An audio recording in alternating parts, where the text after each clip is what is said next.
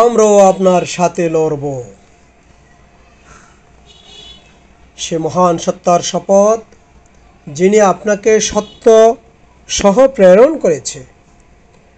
আপনি যদি আমাদের বারকে কিয়ামত পর্যন্ত নিয়ে যান, তবু আমরা সারা পথ লড়াই করতে করতে আপনার সাথে সেখানে পৌঁছাব। হযরত মিকদাদ রাদিয়াল্লাহু তাআলা আনহুর এই কথা শুনে রাসূলুল্লাহ সাল্লাল্লাহু আলাইহি ওয়াসাল্লাম তার প্রশংসা করলেন এবং তার জন্য দোয়া করলেন। হযরত আবু বকর রাদিয়াল্লাহু তাআলা আনহু এবং হযরত ওমর রাদিয়াল্লাহু তাআলা আনহু ও মিকদাদ বিন আমর রাদিয়াল্লাহু তাআলা আনহু ছিলেন মুহাজিরদের দলভুক্ত। সেনাবাহিনীতে তাদের সংখ্যাও ছিল কম। তাদের মতামত নেওয়ার পর রাসূল সাল্লাল্লাহু আলাইহি ওয়াসাল্লাম আনসারদের মতামত নেওয়ার প্রয়োজন মনে করলেন, কারণ সংখ্যায় তারাই বেশি ছিলেন। যুদ্ধের আসল ভার বোঝা তাদের উপরেই বেশি পড়বে। অথচ বায়াতে আকাবার আলোকে মদিনার বাইরে গিয়ে তারা যুদ্ধ করার জন্য বাধ্য ছিল না। হযরত আবু বকর, হযরত ওমর এবং হযরত মিকদাদ রাদিয়াল্লাহু তাআলা আনহুর মতামত শোনার পর আনসারদের প্রতি লক্ষ্য করে রাসূলুল্লাহ সাল্লাল্লাহু আলাইহি সাল্লাম বললেন, হে লোক সকল, তোমরা আমাকে পরামর্শ দাও। তার এ কথার লক্ষ্য ছিল আনসারদের অধিনায়ক এবং যুদ্ধ পতাকাবাহী হযরত সাদ ইবনে মুআজ রাদিয়াল্লাহু তাআলা আনহু তা বুঝে ফেললেন। তিনি বললেন, হে আল্লাহর রাসূল, আপনার কথার ইঙ্গিত আমাদের প্রতি। আপনি আমাদের মতামত জানতে চেয়েছেন? তিনি বললেন, হ্যাঁ। হযরত সাদ ইবনে মুআজ রাদিয়াল্লাহু তাআলা আনহু বলেন, আমরা আপনার উপর ঈমান এনেছি, আপনাকে সত্য বলে বিশ্বাস করেছি। আমরা সাক্ষ্য দিয়েছি আপনি যা কিছু নিয়ে এসেছেন তা সবই সত্য। আমরা আপনার কথা শোনার এবং আনুগত্যের অঙ্গীকার করেছি। কাজেই আপনি ভালো যা মনে করবেন সেদিকে অগ্রসর হন। সে আল্লাহর শপথ, যিনি আপনাকে সত্য সহ প্রেরণ করেছে। আপনি যদি আমাদেরকে সঙ্গে নিয়ে সমুদ্রে ঝাঁপিয়ে পড়তে চান, তবে আমরাও ঝাঁপিয়ে পড়ব। আমাদের একজন লোকও পেছনে থাকবে না। আগামীকাল আপনি আমাদের সঙ্গে নিয়ে শত্রুর মোকাবেলা করলেও আমাদের মোটেও আপত্তি নেই, কোনো প্রকার দ্বিধাদ্বন্দ্ব নেই। আমরা বীর পুরুষ, রণ নিপুণ।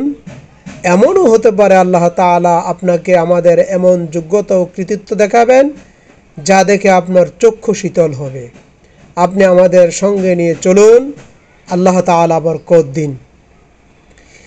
এক বর্ণনায় রয়েছে, হযরত সাদ ইবনে মুআজ রাদিয়াল্লাহু তাআলা আনহু রাসূল সাল্লাল্লাহু আলাইহি সাল্লামকে বললেন, আপনি সম্ভবত ভাবছেন আনসাররা শুধু নিজেদের এলাকার বাইরে আপনাকে সাহায্য করতে ফরজ বলে নিজের এলাকার ভিতরে আপনাকে সাহায্য করতে ফরজ বলে মনে করে। এ কারণে আমি আনসারদের পক্ষ থেকে নিবেদন করছি, আপনি যেখানে চান চলুন, যার সাথে ইচ্ছে সম্পর্ক স্থাপন করুন আর যার সাথে ইচ্ছে সম্পর্ক ছিন্ন করুন। আমাদের অর্থ সম্পদের যতটা ইচ্ছে গ্রহণ করুন, যতটুকু ইচ্ছে গ্রহণ করুন, সেটা আপনার পরিত্যক্ত অংশের চেয়েও আমাদের কাছে অধিকতর পছন্দনীয় হবে। এ ব্যাপারে আপনার ফয়সালা আমাদের চূড়ান্ত বলে আমরা গণ্য করে নেব। আপনার ফয়সালাই চূড়ান্ত ফয়সালা হবে। আল্লাহর শপথ, আপনি যদি সামনে অগ্রসর হয়ে বারকে কিয়ামত পর্যন্ত নিয়ে যান, তবু আমরা আপনার সঙ্গে যাব। বারকে কিয়ামত হলো মরণ পর্যন্ত। যদি আপনি আমাদের সঙ্গে নিয়ে সমুদ্রে ঝাঁপিয়ে পড়েন, তাহলে আমরাও আপনার সাথে সমুদ্রে ঝাঁপিয়ে পড়ব। হযরত সাদ ইবনে মুআজ রাদিয়াল্লাহু তাআলা আনহুর এই কথা শুনে রাসূলুল্লাহ সাল্লাল্লাহু আলাইহি সাল্লাম খুবই খুশি হলেন। তিনি বললেন, চলো, এই আনন্দের সাথে চলো। আল্লাহ তাআলা আমার সাথে দুটি দলের মধ্যে একটির ওয়াদা করেছেন। আল্লাহর শপথ, আমি যেন জাতির বদ্ধভূমি দেখতে পাচ্ছি, এরপর জাফরান থেকে সামনে অগ্রসর হন। আসাফের নামক কয়েকটি পাহাড়ির মোড় অতিক্রম করে তিনি দিয়াত নামক জনবসতিতে অবতরণ করেন এবং হান্নান নামক পাহাড়ের সদৃশ বালুর স্তূপকে ডান দিকে রেখে পরে বদর প্রান্তরের কাছাকাছি এসে অবতরণ করেন। গোপন সংবাদ সংগ্রহের উদ্যোগ।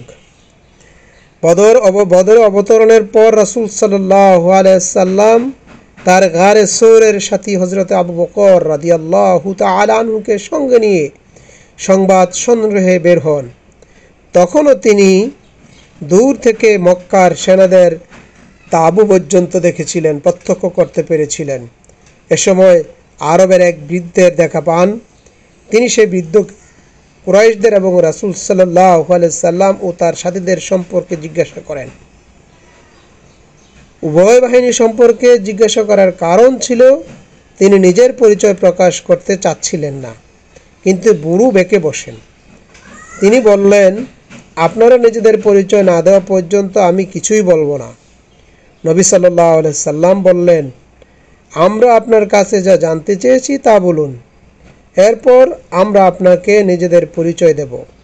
বৃদ্ধ বললেন, আমি জেনেছি মুহাম্মদ ও তার সঙ্গীরা অমুক দিন বেরিয়েছে। সংবাদদাতা যদি আমাকে সঠিক সত্য সংবাদ দিয়ে থাকে তবে আজ তারা অমুক জায়গায় থাকার কথা। একথা বলে বৃদ্ধ লোকটি সেই জায়গার কথা বললেন যে জায়গায় মুসলমান বাহিনী ওই সময় অবস্থান করছিল। মদিনার বাহিনী ওই দিন অবস্থান করছিল। বৃদ্ধ আরও বললেন, কুরাইশরা অমুক দিন বেরিয়েছে। সংবাদবাহক যদি আমাকে সত্য কথা জানিয়ে থাকে তবে কুরাইশরা আজ অমুক জায়গায় পৌঁছার কথা। একথা বলে বৃদ্ধ ঠিক সেই জায়গার কথাই বললেন যেখানে মক্কি বাহিনী অবস্থান করছিল। বৃদ্ধের কথা শেষ করে বলল, এবার আপনাদের পরিচয় দিন। নবী সাল্লাল্লাহু আলাইহি সাল্লাম বললেন, আমরা একই পানি থেকে উদ্ভূত। এ কথা বলেই চলে গেলেন। বৃদ্ধ বিড়বিড় করতে লাগলো, কোন পানি থেকে? ইরাকের পানি থেকে? মক্কি বাহিনী সম্পর্কে গুরুত্বপূর্ণ তথ্য। সেদিন সন্ধ্যায় শত্রুদের অবস্থান ও অন্যান্য খবর সংগ্রহের জন্য নবী সাল্লাল্লাহু আলাইহি ওয়াসাল্লাম একদল গুপ্তচর প্রেরণ করেন। এই দলে ছিলেন মুহাজিরদের তিনজন নেতা। তারা হলেন হযরত আলী রাদিয়াল্লাহু তাআলা আনহু, হযরত জুবাইর ইবনুল আওয়াম রাদিয়াল্লাহু তাআলা আনহু এবং হযরত সাআদ ইবনে আবি ওয়াক্কাস রাদিয়াল্লাহু তাআলা আনহু। এই তিনজন অন্য কয়েকজনকে সঙ্গে নিয়ে কুরাইশ বাহিনীর খবর সংগ্রহ করতে বের হন। প্রথমে তারা বদরের জলাশয়ের কাছে গমন করেন। সেখানে দুইজন কৃতদাস কুরাইশ বাহিনীর জন্য পানি তুলছিল। তারা দুই কৃতদাসকে পাকড়াও করে রাসূল সাল্লাল্লাহু আলাইহি সাল্লামের কাছে নিয়ে আসেন। তিনি তখন নামাজ আদায় করছিলেন।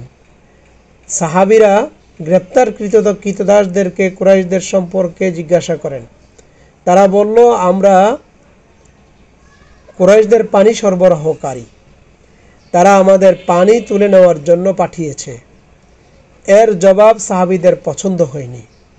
তারা ধারণা করছিল এরা আবু সুফিয়ানের লোক, কেননা তাদের মনে তখনও আশা ছিল তারা যেন বাণিজ্য কাফেলার উপর জয়ী হয়।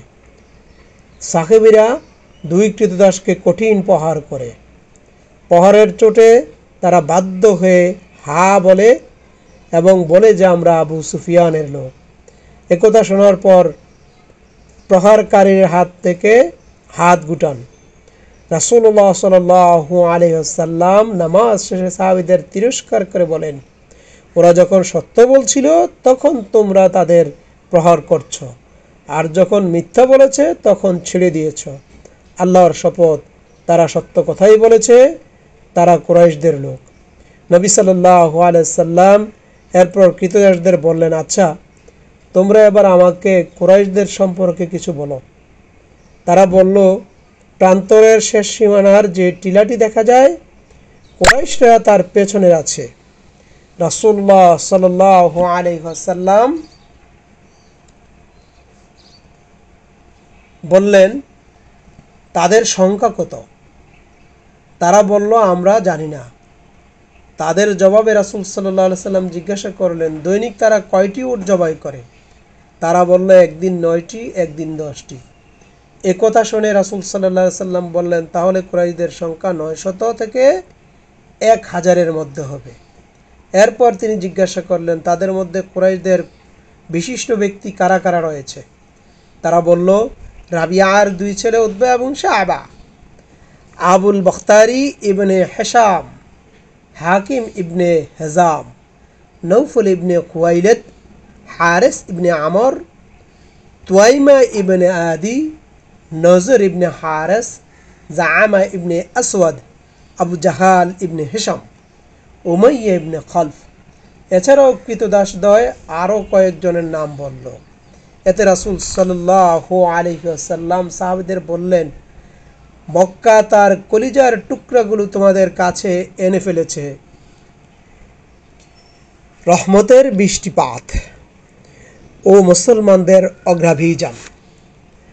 রাতেই আল্লাহ তাআলা বৃষ্টি বর্ষণ করলেন, যে বৃষ্টি মুশরিকদের উপরে মুষলধারে বর্ষিত হয় এবং তাদের অগ্রাভিযান প্রতিবন্ধক হয়ে পড়ে। কিন্তু এই বৃষ্টি মুসলমানদের জন্য রহমতের ফোয়ারায় বর্ষিত হয়, শয়তানের নোংরামি কলুষতা দূরীভূত করে ভূমি সমান করে দেয়, পায়ের নিচের বালুকা শক্ত হয়ে পা রাখার যোগ্য হয়, দাঁড়ানোর সুবিধাজনক ও মন মজবুত হয়।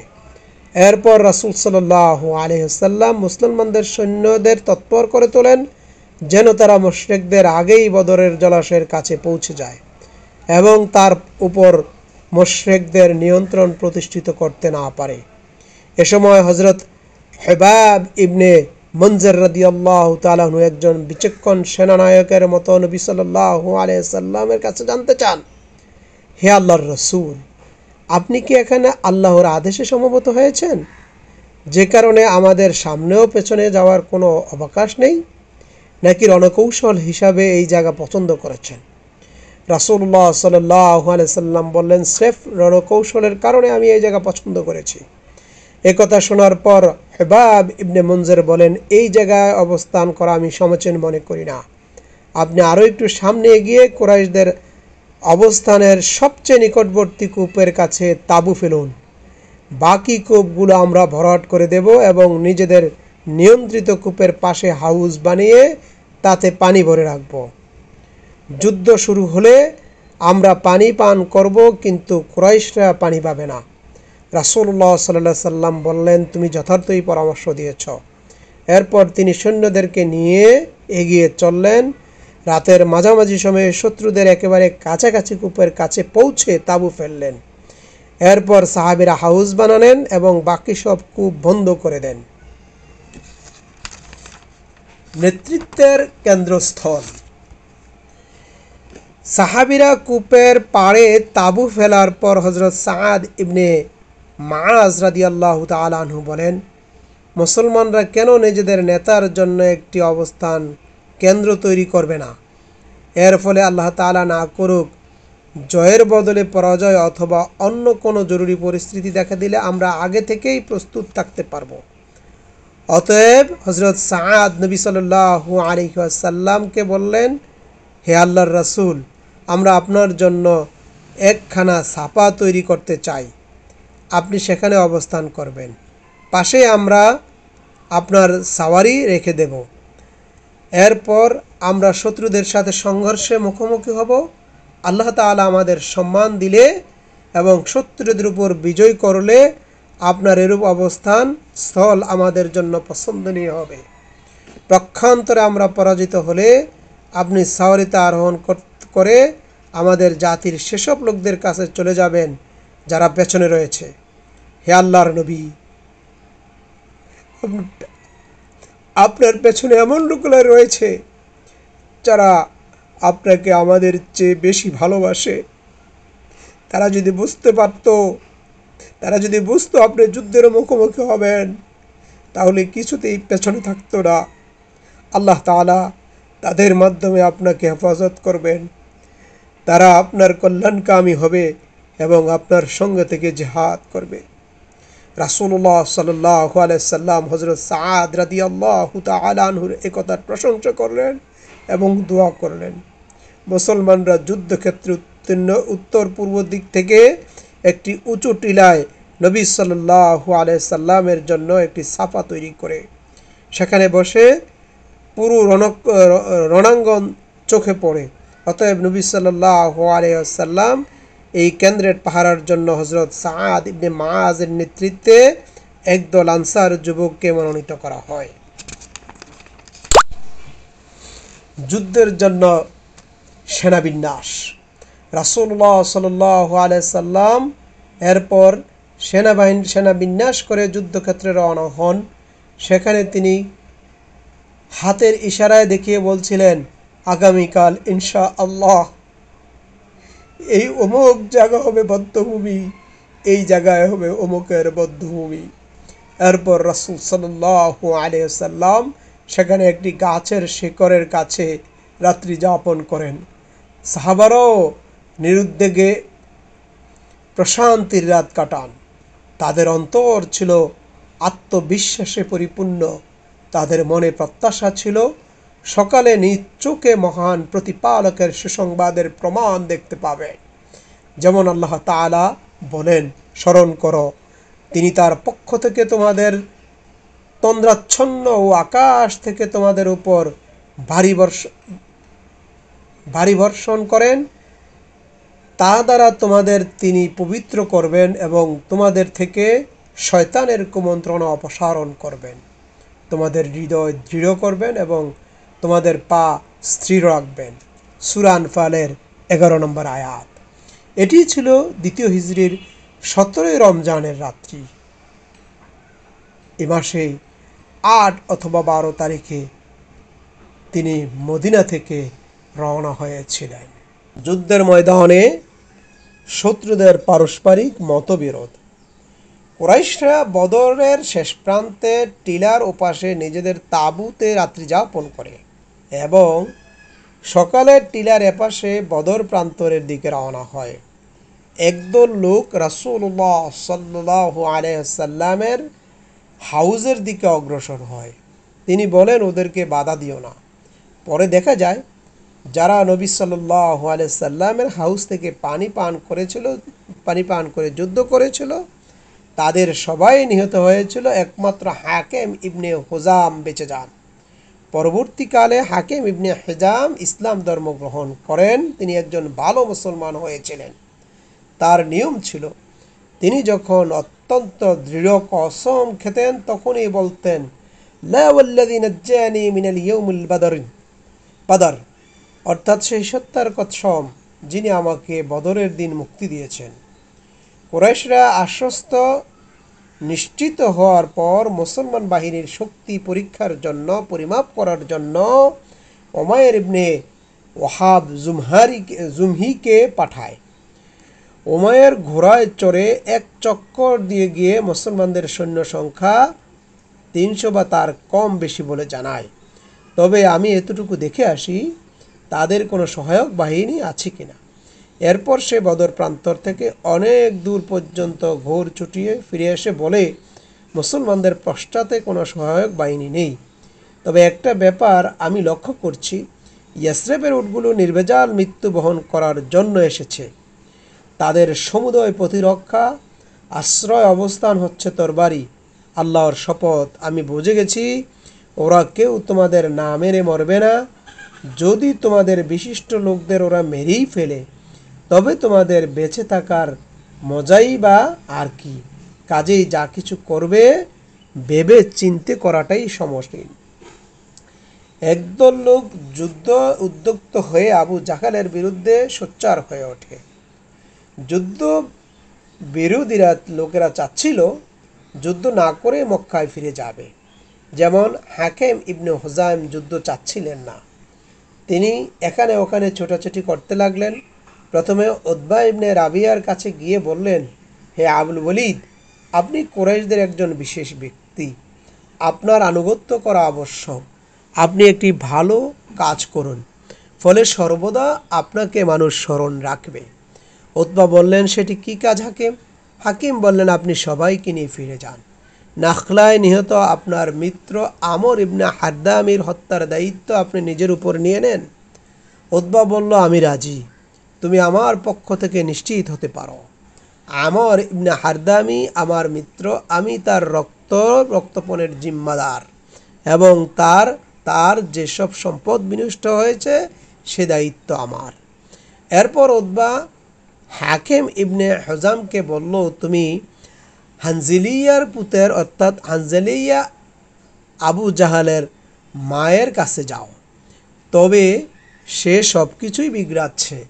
লোকদের উস্কানি দেওয়ার মূল হাত তারই, সে ব্যতীত অন্য কারো ব্যাপারে আমি শঙ্কিত নই। এরপর উতবা ইবনে রাবিয়া দাঁড়িয়ে তার বক্তৃতায় বলল, হে কুরাইশরা, তোমরা মুহাম্মদ সাল্লাল্লাহু আলাইহি ওয়াসাল্লামকে এবং তার সঙ্গীদের সাথে লড়াই করে বিশেষ কোনো কৃতিত্বের অর্জন করতে পারবে না।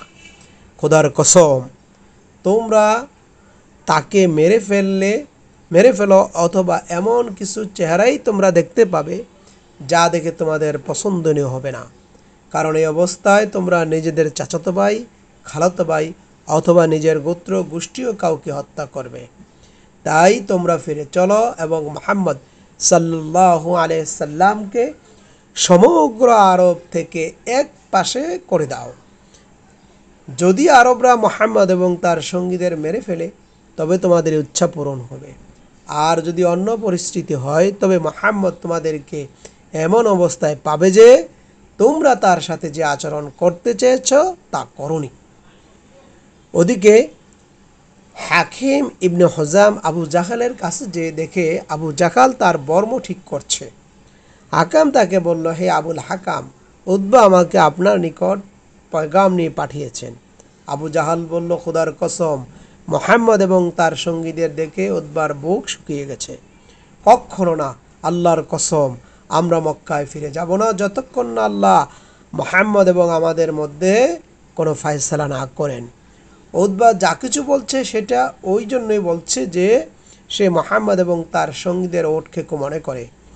তাদের মাঝে উতবার পুত্রও রয়েছে, এ কারণে সে তাদের ব্যাপারে তোমাদের ভয় দেখাচ্ছে। উতবার পুত্র আবু হুযাইফা একেবারে প্রথম দিকে ইসলাম ধর্ম গ্রহণকারীদের একজন এবং হিজরত করে মদিনায় চলে গেছেন। উতবা যখন এ খবর পেল আবু জাহাল তার সম্পর্কে কথা বলেছে, খোদার কসম, উতবার বুক শুকিয়ে গেছে। তখন সে বলল, আবু জাহাল শীঘ্রই জানতে পারবে কার বুক শুকিয়ে গেছে, আমার না তার। যুদ্ধ ছাড়াই ফিরে যাওয়ার যে বিতর্ক সৃষ্টি হয়েছিল তা এখন শক্তিশালী হয়ে যুদ্ধের জন্য তৈরি হয়ে গেল। এই ভয়ে আবু জাহাল নাখলায় নিহত আমর ইবনে হারদামির ভাই আমের ইবনে হারদামিকে ডেকে পাঠায়।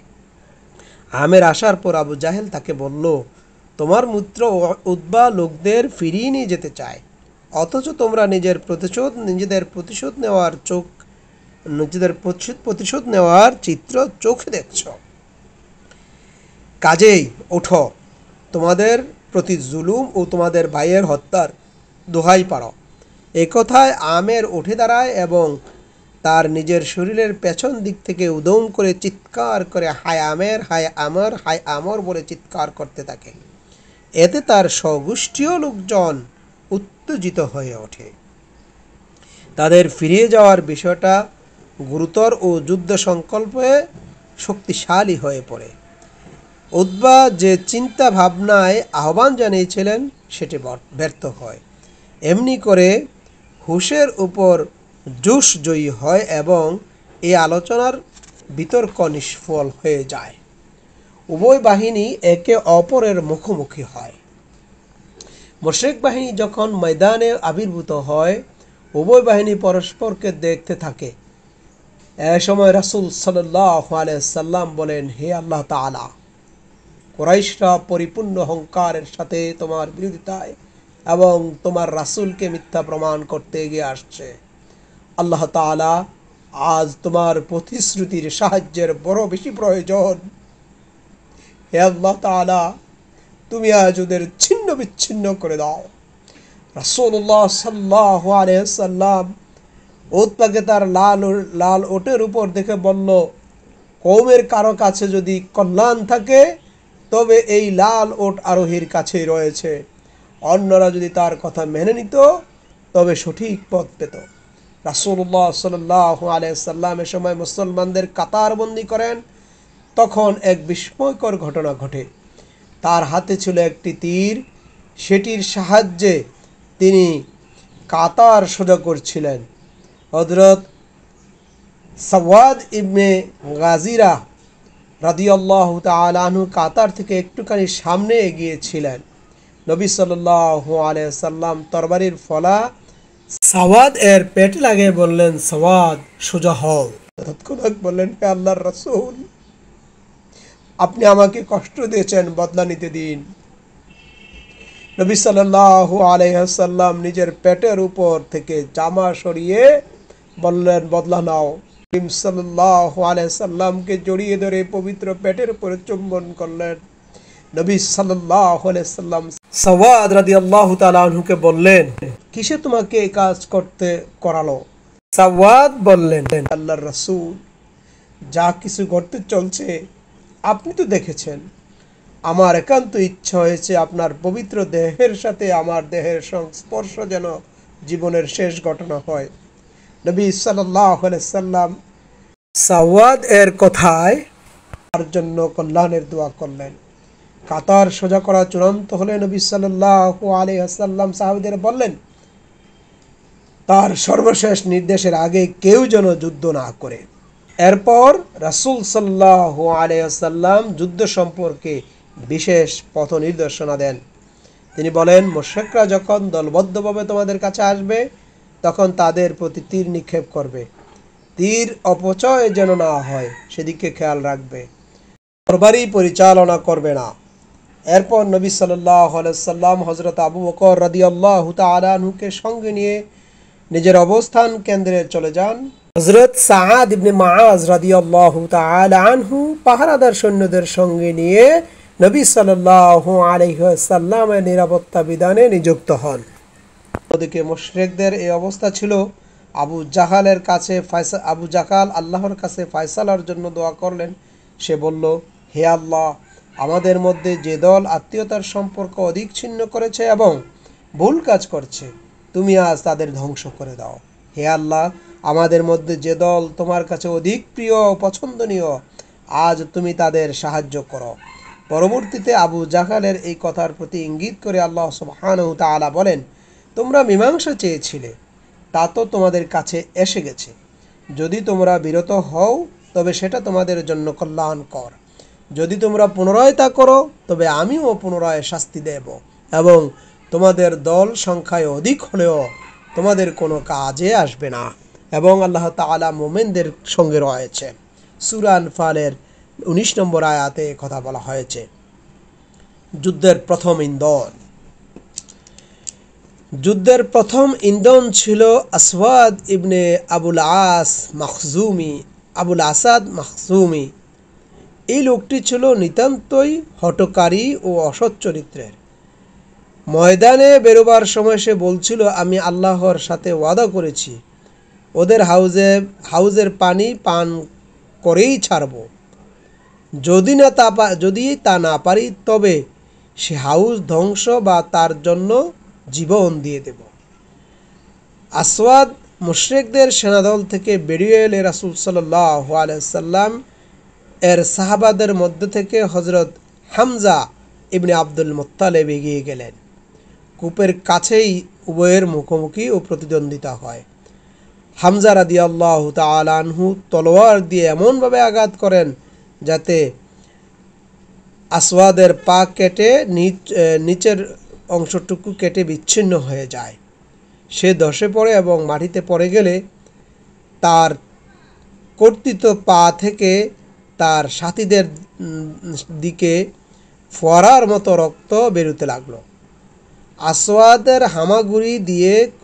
হামাগুড়ি দিয়ে কূপের দিকে অগ্রসর হয়ে পানি পান করে তার কসম পূর্ণ করতে চাচ্ছিল। এ অবস্থায় হযরত হামজা রাদিয়াল্লাহু তাআলা আনহু আসওয়াদের উপর পুনরায় আঘাত করেন। এই আঘাতের ফলে সে জলাশয়ের ভেতরেই মারা যান। দ্বন্দ্ব। আসওয়াদ ইবনে আবুল আসাদের হত্যাকাণ্ড ছিল বদরের যুদ্ধের প্রথম হত্যাকাণ্ড। এ হত্যার পর সর্বদিকে যুদ্ধের আগুন প্রজ্বলিত হয়ে ওঠে। 3 বিশিষ্ট যোদ্ধা বেরিয়ে আসে, যারা একই গোত্রের লোক। তারা হলো রাবিয়ার 2 পুত্র উতবা ও শায়বা, উতবার পুত্র ওয়ালিদ। তারা কাতার থেকে বেরিয়ে এসে প্রতিপক্ষের দ্বন্দ্বে যুদ্ধের আহ্বান জানায়। তাদের মোকাবেলার জন্য 3 আনসার যুবক অগ্রসর হন। তারা হলেন আউফ, মুআওয়েজ এবং আব্দুল্লাহ ইবনে রাওয়াহা। প্রথমোক্ত দুজনেই ছিলেন হারেসের পুত্র। তাদের মায়ের নাম ছিল আফরা। কুরাইশরা জিজ্ঞাসা করল, তোমরা কে? তারা বলল, আমরা মদিনার আনসার। কুরাইশরা বলল, তোমরা ভদ্র ও অভিজাত প্রতিপক্ষ, কিন্তু তোমাদের সাথে আমাদের কোনো প্রয়োজন নেই। আমরা চাই আমাদের চাচাতো ভাইদের। এরপর তাদের ঘোষক চিৎকার করে বলল, হে মুহাম্মদ, আমাদের কাছে আমাদের গোত্রের সমক্ষ লোকদের পাঠাও। রাসূলুল্লাহ সাল্লাল্লাহু আলাইহি ওয়াসাল্লাম উবাইদা ইবনে হারেসা, হামজা এবং আলী রাদিয়াল্লাহু তাআলা আনহুকে এগিয়ে যাওয়ার জন্য নির্দেশ দিলেন। তারা এগিয়ে যাওয়ার পর 3 কুরাইশ যুবককে না চেনার ভান করে পরিচয় জিজ্ঞাসা করে তারা নিজেদের পরিচয় দেন। কুরাইশ যুবক ত্রয় বলল, হ্যাঁ, আমরা তোমাদের অভিজাত প্রতিপক্ষ। এরপর যুদ্ধ শুরু হলো। হযরত উবাইদা ইবনে হারেস রাদিয়াল্লাহু তাআলা আনহু উতবা ইবনে রাবিয়ার সাথে, হযরত হামজা রাদিয়াল্লাহু তাআলা আনহু শায়বার সাথে এবং হযরত আলী রাদিয়াল্লাহু তাআলা আনহু উতবার সাথে মোকাবেলা করেন। কিন্তু উবাইদা রাদিয়াল্লাহু তাআলা আনহু এবং তার প্রতিপক্ষ থেকে এক আঘাতের বিনিময় হয় এবং উভয় কঠিন আহত হয়। হামজা রাদিয়াল্লাহু তাআলা আনহু এবং আলী রাদিয়াল্লাহু তাআলা আনহু নিজ নিজ প্রতিদ্বন্দ্বীদের শেষ করে এসে উতবার উপর ঝাঁপিয়ে পড়ে তাকে শেষ করে ফেলেন। এরপর তারা হযরত উবাইদাকে উঠিয়ে আনেন। হযরত উবাইদা রাদিয়াল্লাহু তাআলা আনহুর পা কেটে কথা বন্ধ হয়ে গিয়েছিল। তার মুখে আর কথা ফোটেনি। চতুর্থ বা পঞ্চম দিনে মুসলমানদের মদিনায় ফিরে যাওয়ার পথে সাফরা প্রান্তর অতিক্রম করার সময় হযরত উবাইদা রাদিয়াল্লাহু তাআলা আনহু ইন্তেকাল করেন। ইন্না লিল্লাহি ওয়া ইন্না ইলাইহি রাজিউন। হযরত আলী রাদিয়াল্লাহু তাআলা আনহু কসম খেয়ে বলতেন, এই আয়াত আমাদের সম্পর্কে নাজিল হয়েছে। তারা দুটি বিবদমান পক্ষ, যারা তাদের প্রতিপালক সম্পর্কে বিতর্ক করে। সূরা হজ্জের 19 নম্বর আয়াতে কথা বলা হয়েছে। ব্যাপক হুজুগ। এই দ্বন্দ্ব যুদ্ধের পরিণামে মুশরিকদের দুর্ভাগ্য সূচিত হয়। তারা একত্রে 3 ঘোড়সওয়ার সেনাপতিকে হারিয়ে ফেলে। তাই ক্রোধে দিশাহারা হয়ে তারা সবাই একসাথে মুসলমানদের উপর ঝাঁপিয়ে পড়ে। অন্যদিকে মুসলমানরা তাদের মহান প্রতিপালকের কাছে সাহায্যের জন্য দোয়া করে। শেষে দৃঢ়তার সাথে নিজ নিজ জায়গায় স্থির থেকে আত্মরক্ষামূলক অবস্থান গ্রহণ করে মুশরিকদের জোরদার হামলার প্রতিরোধ করতে থাকে। এ সময় তাদের মুখে ছিল আহাদ আহাদ শব্দ। বদরের প্রান্তে নবী সাল্লাল্লাহু আলাইহি সাল্লামের দোয়া। এদিকে রাসূলুল্লাহ সাল্লাল্লাহু আলাইহি সাল্লাম মুহাজিরদের কাতার সোজা করার পর নিজেদের অবস্থানের কেন্দ্রে ফিরে এসে সর্বশক্তিমান আল্লাহ তাআলার সাহায্যের ওয়াদা পূরণের জন্য আবেদন জানাচ্ছিলেন। তিনি বলছিলেন, হে আল্লাহ, তুমি আমার সাথে যে ওয়াদা করেছ তা পূরণ করো। হে আল্লাহ, আমি তোমার কাছে তোমার প্রতিশ্রুতির আবেদন জানাচ্ছি, তোমার সাহায্যের আবেদন জানাচ্ছি। উভয় পক্ষে প্রচণ্ড যুদ্ধ শুরু হওয়ার পর রাসূল সাল্লাল্লাহু আলাইহি সাল্লামের দরবারে আল্লাহর দরবারে দোয়া করলেন, হে আল্লাহ, হে রব্বুল আলামিন, যদি আজ মুসলমানদের দল নিশ্চিহ্ন হয়ে যায়, তবে দুনিয়ায় তোমার ইবাদত করার মতো কেউ থাকবে না। হে আল্লাহ তাআলা, তুমি কি এটা চাও আজকের পরে কখনো তোমার ইবাদত করা না হোক? রাসূলুল্লাহ সাল্লাল্লাহু আলাইহি সাল্লাম অতিশয় আতুরতার সাথে মুনাজাত করছিল। এদিকে আল্লাহ তাআলা ফেরেশতাদের প্রতি ওহী পাঠান, আমি তোমাদের সঙ্গে আছি, সুতরাং তোমরা মুমিনদের অবিচল রাখো। অচিরেই আমি তাদের হৃদয়ের ভীতির সঞ্চার করব যারা কুফরি করে। সূরা আনফালের 12 নম্বর আয়াতে আল্লাহ সুবহানাহু ওয়া তাআলা কথা বলেন। এদিকে আল্লাহ তাআলা নবী সাল্লাল্লাহু আলাইহি ওয়াসাল্লামের কাছে এই মর্মে ওহী পাঠান, আমি তোমাদের সাহায্য করব 1000 ফেরেশতা দ্বারা, যারা একের পর এক আসবে। সূরা আনফালের 9 নম্বর আয়াতের মধ্যে আল্লাহ সুবহানাহু ওয়া তাআলা কথা বলেন ফেরেশতাদের অবতরণ। এরপর রাসূল সাল্লাল্লাহু আলাইহি সাল্লামের কাছে জিবরাইল এলেন। তিনি চকিতে মাথা তুলে বললেন, আবু বকর খুশি হও, এই যে জিবরাইল গায়ে ধুলাবালি মাখা অবস্থায় এসেছে। ইবনে ইসহাকের বর্ণনায় নবী সাল্লাল্লাহু আলাইহি সাল্লাম বলেন, আবু বকর খুশি হও, তোমাদের কাছে আল্লাহর সাহায্য এসে পৌঁছেছে। এই যে জিবরাইল ঘোড়ার লাগাম ধরে ঘোড়ার আগে আগে আসছে এবং ধুলিবালি উঠছে। এরপর নবী সাল্লাল্লাহু আলাইহি ওয়াসাল্লাম সাপার ঘরের দরজা দিয়ে বাইরে আসেন। এ সময় তিনি বর্ম পরিত অবস্থায় ছিলেন। তিনি উদ্দীপনাময় ভঙ্গিতে সামনে অগ্রসর হতে হতে বলছিল, এ দল তো শীঘ্রই পরাজিত হবে এবং পৃষ্ঠপ্রদর্শন করবে।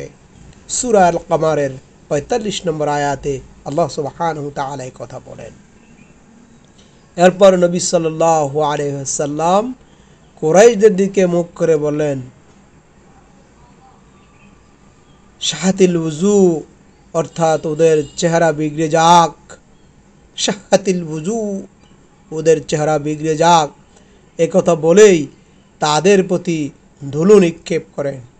এই নিক্ষিপ্ত ধুলি প্রত্যেক কাফেরের চোখে মুখে নাকে কানে গলায় যে প্রবেশ করে, তাদের একজনও বাদ থাকেনি। এ সম্পর্কে আল্লাহ তাআলা বলেন, এবং তখন তুমি নিক্ষেপ করনি, বরং আল্লাহ তাআলাই নিক্ষেপ করেছিলেন। সূরা আনফালের 17 নম্বর আয়াতে আল্লাহ সুবহানাহু ওয়া তাআলা কথা বলেন। আল্লাহ পাক রব্বুল আলামিন এইভাবেই মুসলমানদেরকে বদরে বিজয় দিয়েছিলেন আসমানি সাহায্যের মাধ্যমে, জবাবি হামলা। এরপর রাসূল সাল্লাল্লাহু আলাইহি সাল্লাম জবাবি হামলার নির্দেশ দেন এবং যুদ্ধের তাগিদ দিয়ে বলেন, তোমরা এগিয়ে যাও। সেই সত্তার শপথ যার হাতে মুহাম্মদের প্রাণ, তাদের সঙ্গে তোমাদের যে কেউ দৃঢ়তার সাথে পুণ্যের কাজ মনে করে অগ্রগামী হয়ে পেছনে সরে না এসে যুদ্ধ করবে এবং মারা যাবে, আল্লাহ তাআলা তাকে অবশ্যই জান্নাত দান করবেন। যুদ্ধ উদ্যুক্ত করে নবী সাল্লাল্লাহু আলাইহি ওয়াসাল্লাম বলেন, সেই জান্নাতের প্রতি ওঠো যার দিগন্ত বিস্তৃত আকাশ ও পৃথিবীর সমপরিমাণ। নবী সাল্লাল্লাহু আলাইহি সাল্লামের এই কথা শুনে উমাইর ইবনে হাম্মাম বলেন, চমৎকার চমৎকার। নবী করিম সাল্লাল্লাহু আলাইহি সাল্লাম তাকে কথা বলার কারণ জিজ্ঞাসা করলে তিনি বলেন, হে আল্লাহর রাসূল, অন্য কোনো কারণে নয়, আমি আশা করছি আমিও এই জান্নাতের অধিবাসীদের অন্তর্ভুক্ত হব। নবী সাল্লাল্লাহু আলাইহি ওয়াসাল্লাম বলেন, সে জান্নাতীদের মধ্যে তুমিও রয়েছ। এরপর উমাইর ইবনে হাম্মাম কয়েকটি খেজুর বের করে খেতে লাগলো। হঠাৎ উচ্ছ্বাসিত কণ্ঠে বললেন, এই খেজুরগুলি খেতে অনেক সময় প্রয়োজন, জীবন এত দীর্ঘিত করব না, জীবনকে এত দীর্ঘিত কেন করব? একথা বলেই তিনি নিজের কাছে থাকা খেজুরগুলি ছুঁড়ে ফেলে মুশরিকদের সাথে লড়াই করতে করতে শহীদ হয়ে যান। অনুরূপ প্রখ্যাত মহিলা আফরার পুত্র আউফ বিন হারেস জিজ্ঞাসা করলেন, ইয়া রাসূলুল্লাহ, আল্লাহ তাআলা বান্দাদের কোন কাজে সবচেয়ে বেশি খুশি? রাসূল সাল্লাল্লাহু আলাইহি সাল্লাম মুস্কি এসে বললেন, বান্দা খালি শরীরে প্রতিরক্ষা বা বর্ম না পরে নিজের হাতে শত্রুর মাঝে সেদিয়ে দিলে সে কাজের জন্য আল্লাহ সুবহানাহু ওয়া তাআলা সবচাইতে বেশি মুস্কি হাসেন। একথা শুনে আউফ নিজের শরীর থেকে বর্ম খুলে ফেলেন এবং তলোয়ার নিয়ে শত্রুদের উপর ঝাঁপিয়ে পড়ে যুদ্ধ করতে করতে শাহাদাত বরণ করেন। রাসূলুল্লাহ সাল্লাল্লাহু আলাইহি সাল্লাম যখন জবাবি হামলার নির্দেশ দেন, তখন শত্রুদের হামলার তীব্রতা কমে আসে, তাদের উৎসাহ উদ্দীপনায় ভাটা পড়ে। কৌশলপূর্ণ কর্ম পরিকল্পনায় মুসলমানদের অবস্থান দূরীকরণে সহায়ক মুসলমানদের অবস্থান দৃঢ়করণের সহায়ক প্রমাণিত হয়। কেননা সাহাবা একরাম যখন জবাবি হামলার আদেশ দেওয়া হয়েছিল, তখন তাদের জেহাদি জোশ ছিল তুঙ্গে। তখন তারা প্রচণ্ড বেগে হামলা করে। এ সময় তারা কাফেরদের কাতার এলোমেলো করে তাদের শিরচ্ছেদ করতে থাকে, এগিয়ে যায়। রাসূলুল্লাহ সাল্লাল্লাহু আলাইহি সাল্লাম নিজে বর্ম পরিধান করে রণক্ষেত্রে এসেছেন দেখে সাহাবাদের উদ্দীপনা আরও বেড়ে যায়। তিনি সুস্পষ্টভাবে বলেছিলেন, শীঘ্রই ওরা পরাজিত হবে এবং পৃষ্ঠ প্রদর্শন করে পলায়ন করবে। রাসূলুল্লাহ সাল্লাল্লাহু আলাইহি ওয়াসাল্লামের উদ্দীপনায় সাহাবারা বিপুল বিক্রমে লড়াই করে। এ সময় ফেরেশতারাও মুসলমানদের সাহায্য করেন। ইবনে সাআদ এর সূত্রে হযরত ইকরামা রাদিয়াল্লাহু তাআলা আনহু হইতে বর্ণিত, সেদিন মানুষের মাথায় কর্তৃত্ব হয়ে পড়ত, অথচ জানা যাচ্ছিল না যে কে তাকে মেরে ফেলেছে। মানুষের হাত দেহ থেকে বিচ্ছিন্ন হয়ে পড়ত, অথচ কে কেটেছে তা জানত না। আব্দুল্লাহ ইবনে আব্বাস রাদিয়াল্লাহু তাআলা আনহু বলেন, একজন মুসলমান এক মুশরিককে দৌড়াচ্ছিলেন। হঠাৎ সে মুশরিকের উপর চাবুকের আঘাতের শব্দ শোনা গেল, আর এক ঘোড়সওয়ার বলছিল, হাইজুম, যাও, সামনে আগাও। এক মুসলমান মুশরিককে দেখে চিত হয়ে পড়ে গিয়েছিল। তার নাকে মুখে আঘাতের চিহ্ন, চেহারায় ফাটা। স্পষ্ট বোঝা যাচ্ছিল তাকে চাবুকের আঘাত করা হয়েছে, অথচ আঘাতকারীকে দেখা যাচ্ছিল না।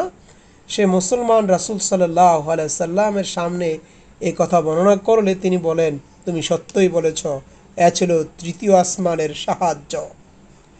হযরত আবু দাউদ মাজিনী রাদিয়াল্লাহু তাআলা আনহু বলেন, আমি এক মুশরিককে মারার জন্য দৌড়াচ্ছিলাম। আমার তলোয়ার পৌঁছার আগেই কর্তৃত মস্তক মাটিতে লুটিয়ে পড়ে। আমি বুঝতে পারলাম তাকে আমি ব্যতীত অন্য কেউ হত্যা করেছে। এক আনসার হযরত আব্বাস ইবনে আব্দুল মুত্তালিবকে গ্রেফতার করে নিয়ে এলো। তিনি তখনও ইসলাম ধর্ম গ্রহণ করেননি। তিনি বলেন, আল্লাহর শপথ, আমাকে তো এই লোকটি কয়েদি করে নিয়ে আসেনি, আমাকে মণ্ডিত মস্তকের একজন সুদর্শন লোক কয়েদ করে নিয়ে এসেছে। সেই লোকের একটি চিত্রঘোড়ার পিঠে আসীন ছিল। সেই লোকটি তো এখন দেখা যাচ্ছে না। আনসার বললেন, হে আল্লাহর রাসূল, তাকে আমি গ্রেফতার করেছি। রাসূল সাল্লাল্লাহু আলাইহি সাল্লাম বললেন, চুপ করো, আল্লাহ তাআলা একজন সম্মানিত ফেরেশতা দিয়ে তোমাকে সাহায্য করেছে। সুপ্রিয় উপস্থিতি, বদর যুদ্ধের বাকি অংশ ইনশাআল্লাহ পরবর্তী আলোচনায় আমি আপনাদের সামনে উপস্থাপন করব। আল্লাহ পাক রব্বুল আলামিনের নিকট তৌফিক কামনা করে শেষ করছি। ওমা তৌফিক ইল্লা বিল্লাহ। আসসালামু আলাইকুম ওয়া রাহমাতুল্লাহি তাআলা ওয়া বারাকাতুহু।